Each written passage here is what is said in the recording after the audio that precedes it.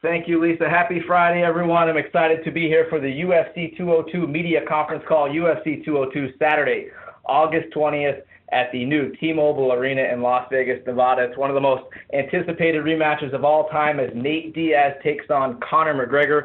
Both gentlemen are on the call today, and with that, Lisa, let's go ahead and get out to questions. Everyone, if you'd like to ask a question, please press star 1 on your touch-tone telephone. Again, that is star 1 if you have a question. We'll take Jeffrey Harris for 1-1 Mania MMA. Good day, everyone. Thank you for joining us. First question for Conor. Conor, I know this fight got pushed back from UFC 200, but has the delay been helpful to you on any level in getting on top of your training and maybe sharpening up anything for this fight? Well, it was a mess when that all happened, when that 200 fell out, but I got what I had asked for. I wanted time. I wanted time to prepare correct, and that's it. Nate has been doing the run on the shows, and I've been chilling in Cabo on the yacht. So I got what I asked. And a second question, for what your role was going to be in Triple X2, we know Michael Bisping is in the movie now. Was that role originally meant for you, and have you spoken to Bisping and maybe taken partial ownership of that role? It's because of me you have that role and you were so relaxed going off that set to win the UFC title? Yeah, I should get a cut. I didn't even get a thank you off Bisping. That was my role, yeah. I met with the guy before the Aldo fight. The director came out, him and his little team came out, and we spoke, and I said, yeah, I'll do the film.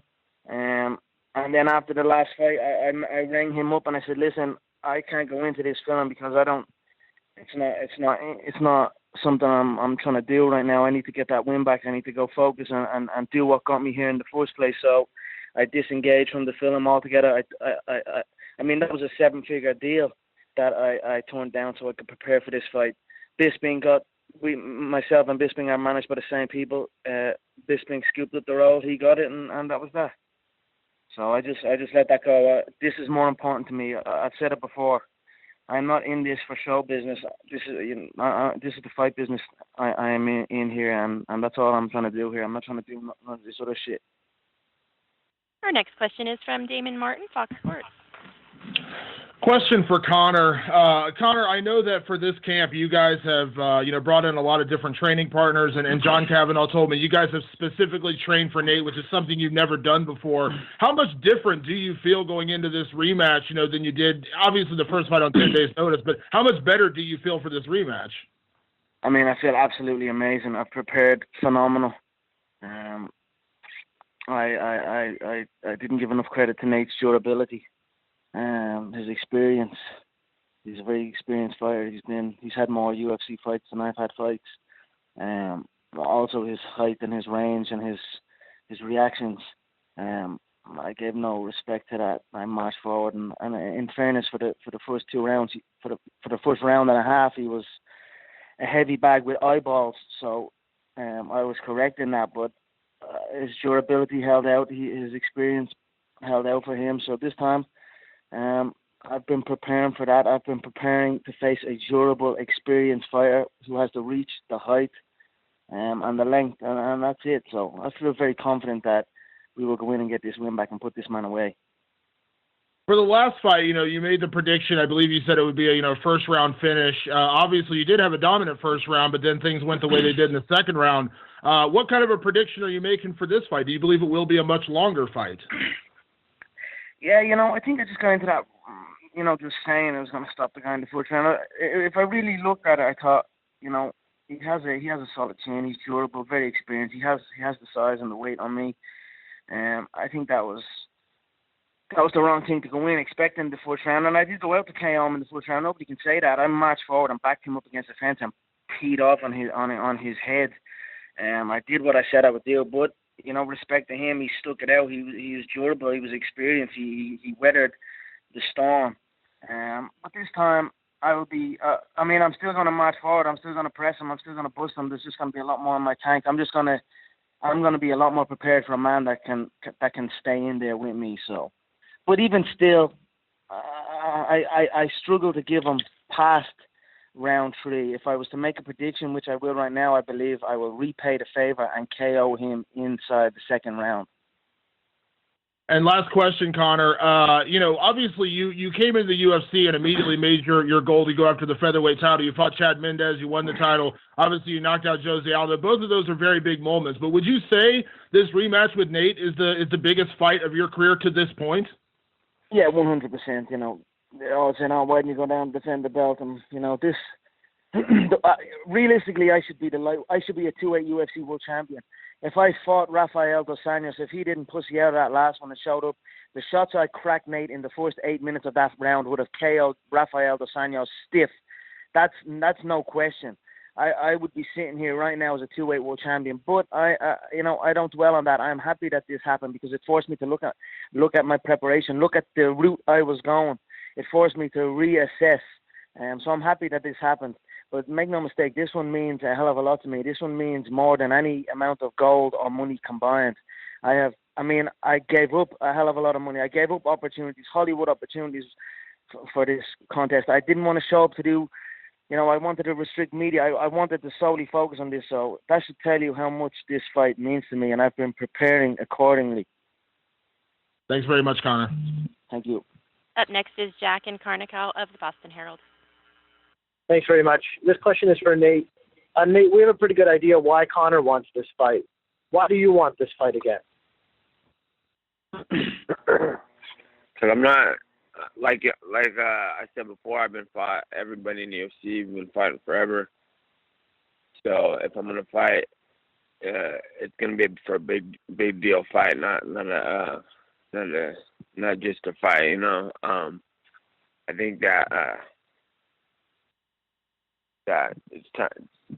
Like I was ahead of everybody as far as a following in the UFC. I was the biggest draw, the biggest everything in every weight class. And then Conor came around, and then he was the biggest draw. He was getting a big push. Everybody was all about it. The UFC was Conor McGregor. So if I'm gonna fight somebody, it's gonna be something that's a big deal, not just a funny fight, just a fight, because I can make just as much money outside of the ring as in the ring. So why am I going to sit around? So if I'm going to get a big payday and I'm going to have a big fight, then I'll fight. If not, then I'm not going to fuck around no more. Thanks, Nate. Thank you.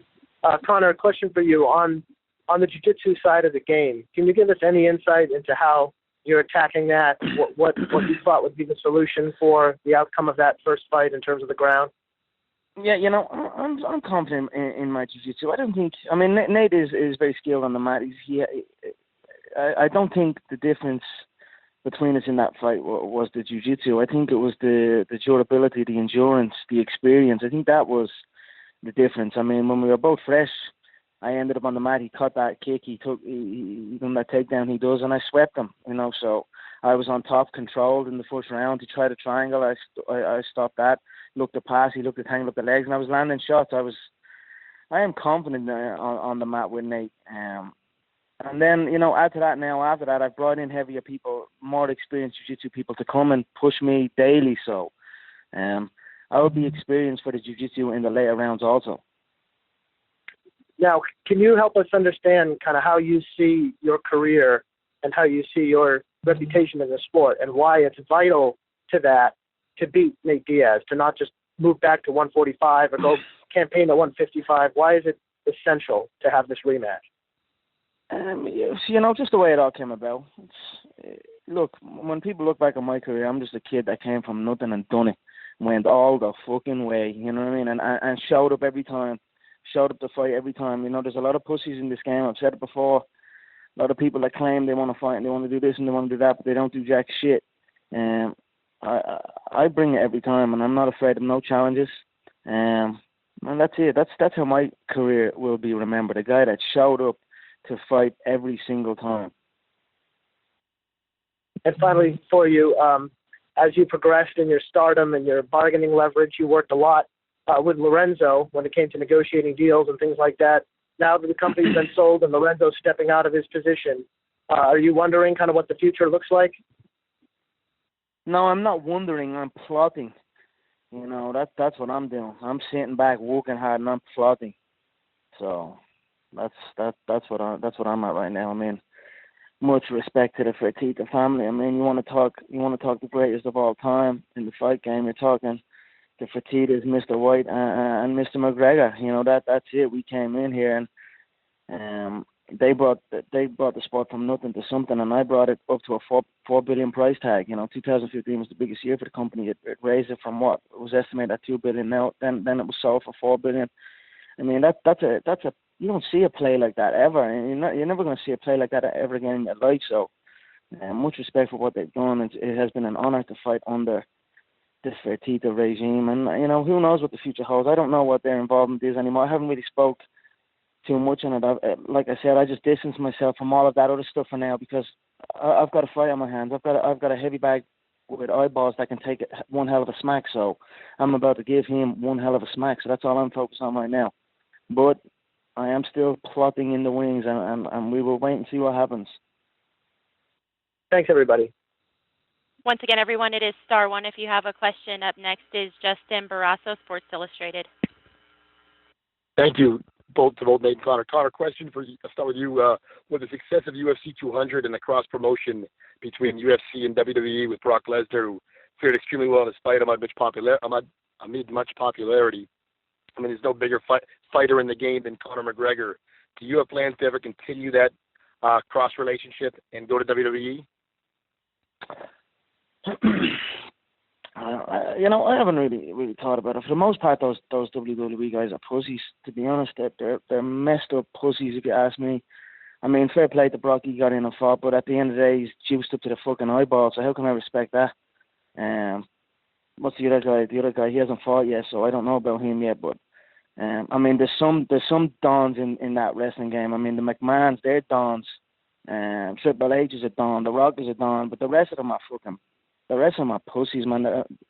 I don't know. I mean, I haven't really thought about that, to be honest. Again, that's a little bit more show business. So this is the fight business. On that note, with the fight business, I know that you've mentioned you kind of came from nowhere and turned yourself into one of the greatest fighters, literally, to ever step in the octagon. You fed off doubt your entire career.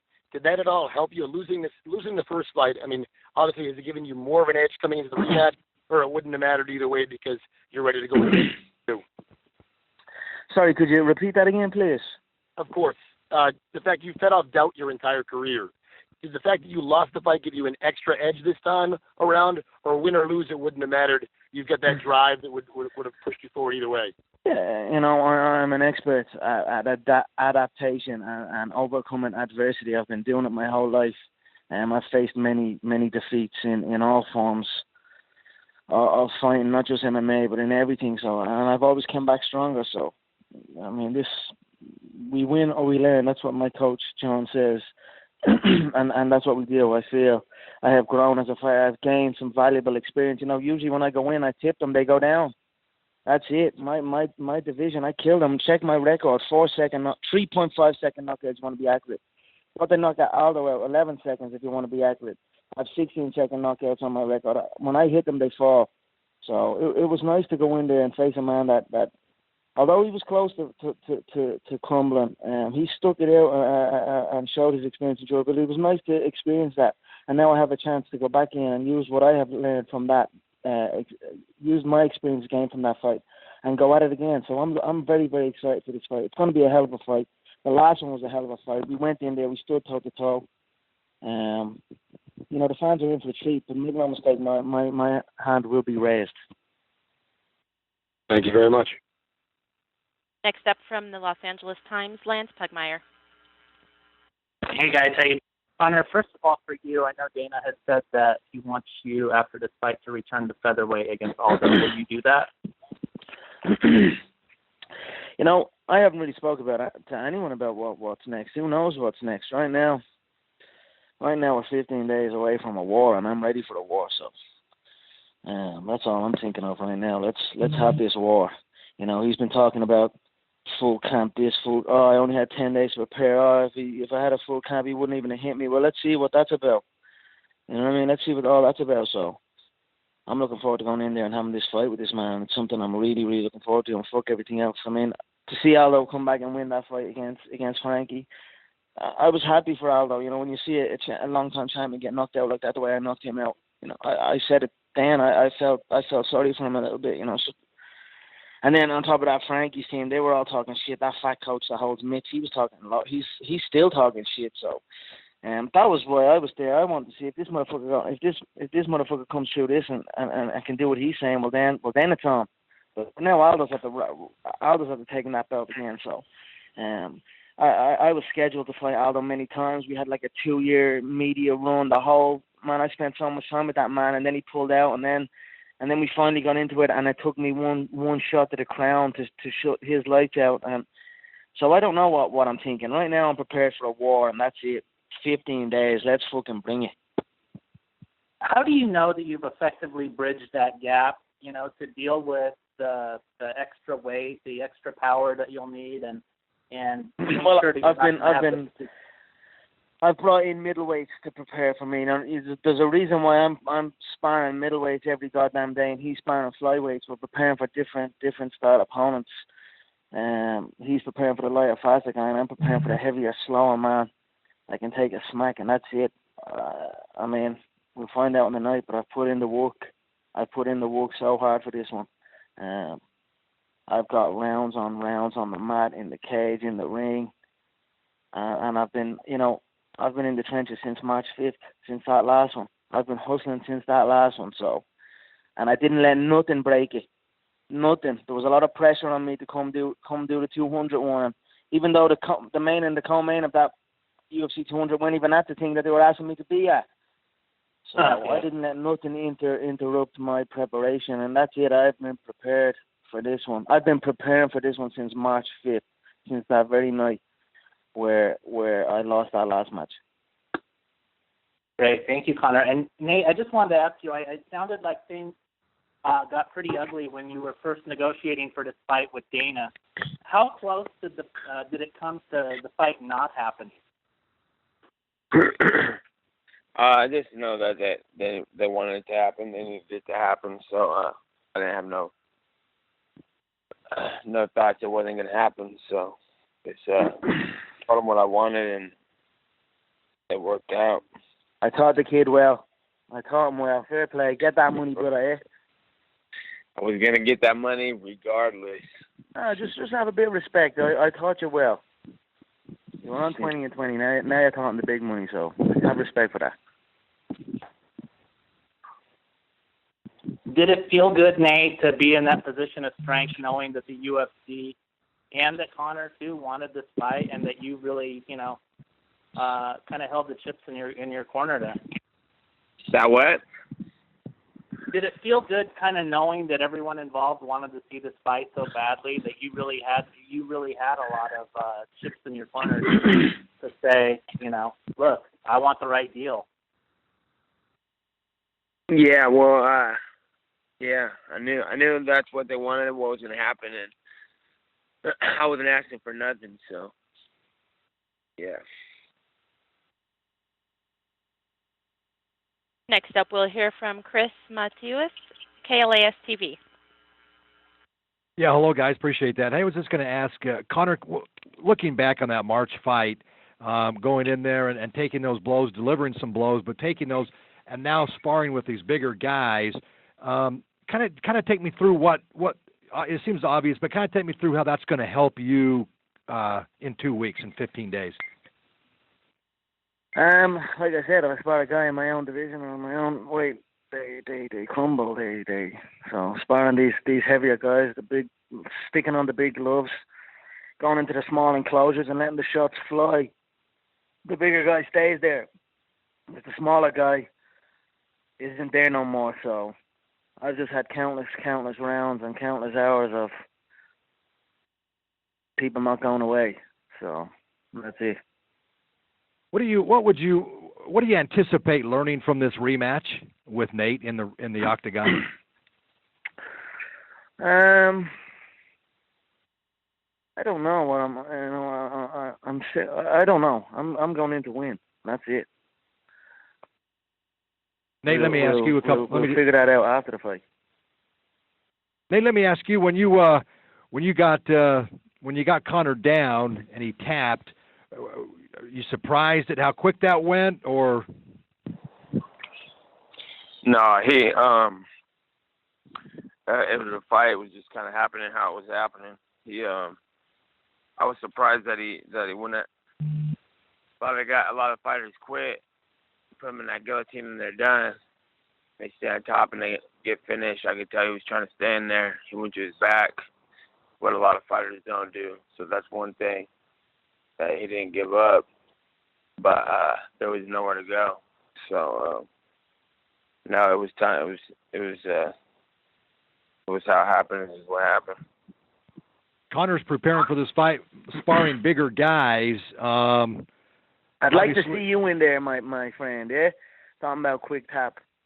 Oh, I would have been knocked out in the first round in 7 seconds. But I was just wondering. It seemed like it was over quick. I mean, when you turn and the shots are landed, I escaped. That gilly was close. I rolled out. He caught me well. He went into mount, and then when I tried to bridge and roll, I tried to get that knee in the middle, and then I turned too much, and he sprawled me out. You know, I hear like people talking shit about that, but fuck people. You know what I mean? I come in to fight, and that's it. People can say what the fuck they want. Were you surprised? Was it because of the bigger weight? I mean, normally if you'd have been fighting, I didn't feel his weight. I didn't feel his weight anywhere until that moment. Until when he sprawled. When I went to turn away from mount to try and get my knee back or try and regain guard or something, he sprawled me out right at the right time, and that was it. It was like you said, it was done at that stage. But fuck it. Yeah, I'll take that one on the chin. And I'll come back, and here we are, 15 days. So I look forward to it. Yeah, well, and that's what I was wondering if because I was wondering if you would have been able to get out of that, perhaps if it would have been a lighter guy, but because of the size, it's just the way it happened to happen. I'm backpedal now.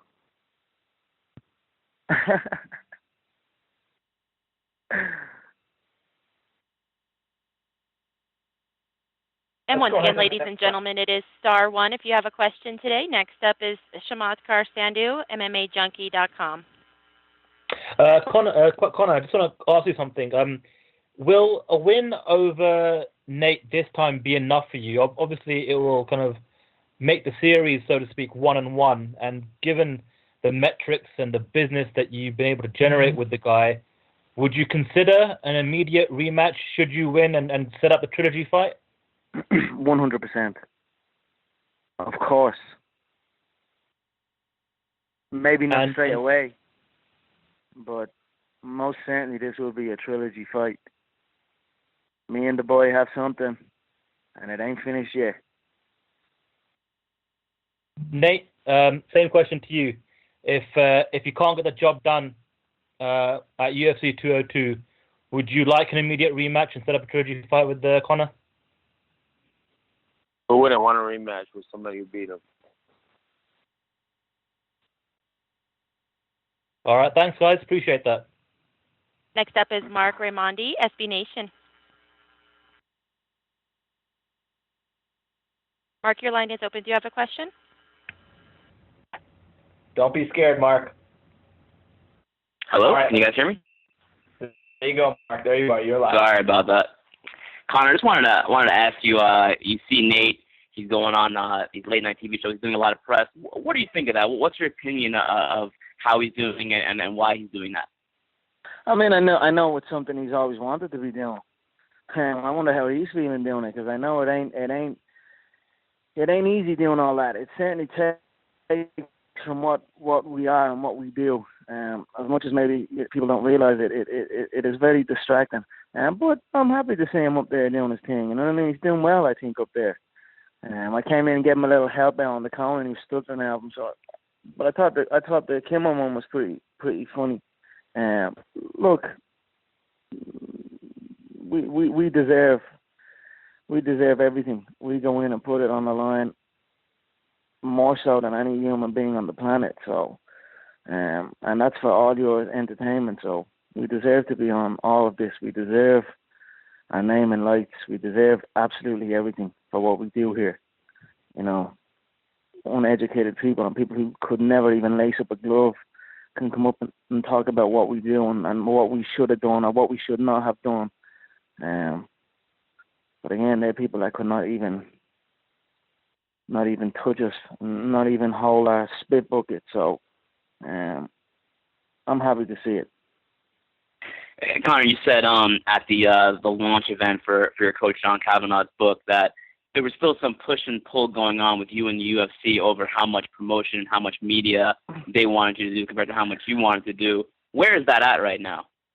I got a message today saying we got to do some more. We got to do this. We got to do that. But how can I? What I'm doing right now, I've created a media empire. I'm at the foot of a media empire with this Mac Life thing I've created here. The content that I'm releasing daily. I'm releasing these embedded style movies quicker than embedded. You know what I mean? So what more? You know what I mean? I'm doing so much. Although I'm training. I'm doing. It's on my own clock. I'm still a workhorse in the promotion side of things. As you can see, I'm in the news every day. I run the news now. You know what I mean? That's where I'm at. So I create my own content. I'm in control of everything I do now, and that's the way it should be. If you look at the sale of the UFC, one of the reasons they got the $4 billion was because they owned all their own content. All that content was theirs, it was nobody else's. So that's what I'm at now. I'm creating my own content. I'm saying I can do my own setup here. I can promote this from where I'm sitting. I don't got to travel and go on to some talk show where someone doesn't even know nothing about the sport. You know what I mean? I can reach audiences and reach my fans and do what I'm doing from where I'm standing. So that's a powerful play, and it's a play that I've done. You see all these fighters and they're all sharing these. They're getting like a little. They must be getting like a wage or something off these clickbait sites and all this. You know what I mean? And fair play to them, get that money where they can. But I went one better and I created my own empire. And I honestly feel like we're in a new age here. With the media game, everything's changing here with this online social media stuff. So I'm capitalizing on it. I'm right at the top of it now. And as you can see with the numbers are going good. All those videos I've been producing are like 6 million views almost. I think I'm at right now, and that's no push. That's all organic. I'm a promotion machine, and I'm only starting. We're only on day one, really. I've only set the thing up a couple of weeks ago, 2 weeks ago or something. And who else can do that? I see Nate, fair play to Nate. He's setting up that little Road to War now and saying that's his T-shirt sponsor. Some guy's paying him to wear T-shirts, and then he's probably, as part of the deal, has asked him, can he follow him around with a camera, and they're making these stupid little videos from it. And they're not the best videos, but he's trying something, so I got to give respect to that. But know the Don when you see the Don, and I'm the Don here. I'm running the whole damn thing, so that's where I'm at with the promotional situation. I said I wanted to I wanted to disengage from what they were asking, from some of what they're asking, not all of it, but I didn't just do it and turn my back and say, fuck this. You know what I mean? I went and done something else. I created my own setup. You know what I mean? So that's where I'm at with that right now. Thanks, Conor. And just for Nate, is Conor correct? Is the late night talk show kind of stuff, is that what you've always wanted to do? And are you comfortable in those situations? No, it's not like somewhere I was like losing sleep over trying to get into. But when they call an opportunity there, you might as well take them because it's gonna build your brand, all that stuff. The marketing gets bigger, so you have to. I didn't want to really do none of it, but I didn't want to look back and say, "Fuck, I should have done that." So I'm just doing what I got to do to get by and get my things cracking, get my things going. Gotcha. Nate, you tweeted something last week. I think it was after your appearance on Conan, something about the UFC punked you or the UFC played you. Everyone was kind of freaking out about that tweet. What was that about? No, just some behind-the-scenes stuff that they were not telling me about and then hide it from me and then telling me that they had me doing a little runaround. I was just trying to get home and train. I didn't even want to be out there for that long. And it all worked out, though. I had training out there, and it was just, like he said, it's a distraction. You're out there, you're like, fuck this shit. That stuff's all good and fine after a fight, but before the fight, it's like I'm not in the mood to be sitting here and asking silly-ass questions and play silly-ass little sketches and roles when I got serious shit going on. But it all got worked out and everything's all good. Cool. Thank you guys so much. And our final question today comes from Jim Edwards, Flow Combat. Yeah, good evening, guys. The first question's for Conor. Conor, the facts are the facts. You've been tested 14 times now by USADA, and that's significantly more than any other fighter in the UFC at the moment. Why do you think that is? I don't know. Right now I'm out in Las Vegas, so I imagine that's handy for them. But back to back, I was tested. One day Nevada Athletic Commission came, and then the next day USADA came. As you can see on the Mac Live videos, I give you exclusive footage of what that process is, and you know I'm happy to be tested. You know, you see these. It is. I mean, the boy is not far wrong. I mean, they fucking all are on steroids, so it is fucked up. I mean, the co-main and the main were on at 200. I mean, that's messed up to me, to be honest. So I don't even. I don't know. I'm happy to be tested, and I hope Nate's being tested, because I know, although Nate tried to throw an accusation at me, it's his teammates that have been caught before.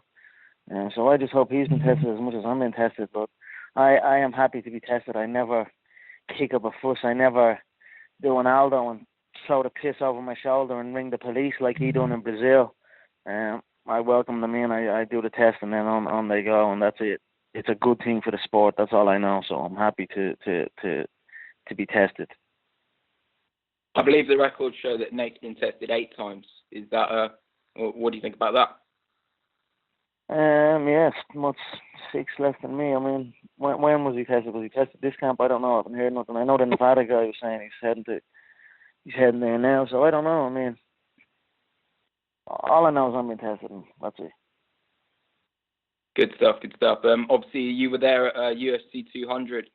Obviously, now coming up to UFC 202, do you reckon that's going to surpass 200 in terms of the amount of media attention it gets and potential pay-per-view buys?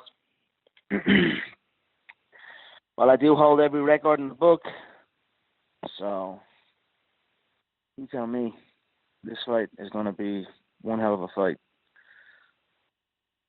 The numbers will represent that, but the fight will be a spectacular contest. And I'm confident I'll smash my own records once again. I'm sure you will do. Question for Kate. Question for Nate even. Nate, a boxing coach, Ricky Funes, was saying a few days ago that you're walking around at 200 pounds. Is that true? Yeah.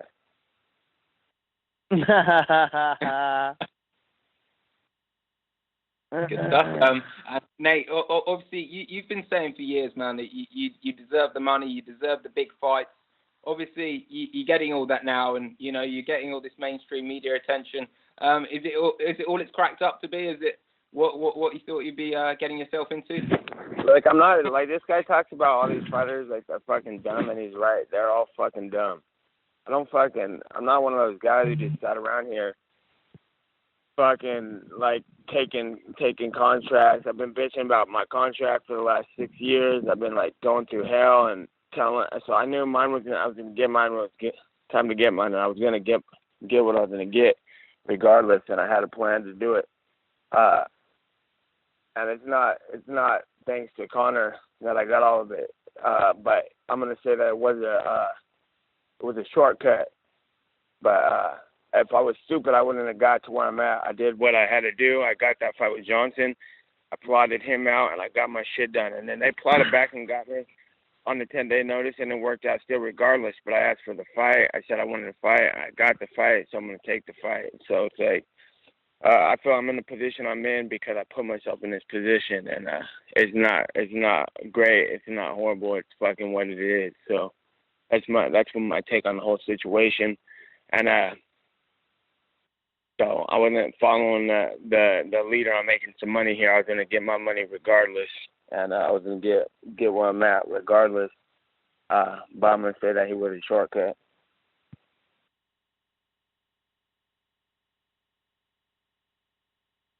All right. Thank you, Nate. That will conclude today's UFC 202 media conference call, UFC 202 from the T-Mobile Arena, Saturday, August 20th, live on pay-per-view. Thanks to Nate and Conor. And just a reminder, folks, tomorrow, UFC Fight Night from Salt Lake City, Utah, as Yair Rodriguez takes on Alex Caceres. That card is live on Fox Sports 1. The main card starts at 10 p.m. in the East, 7 in the West. We'll see you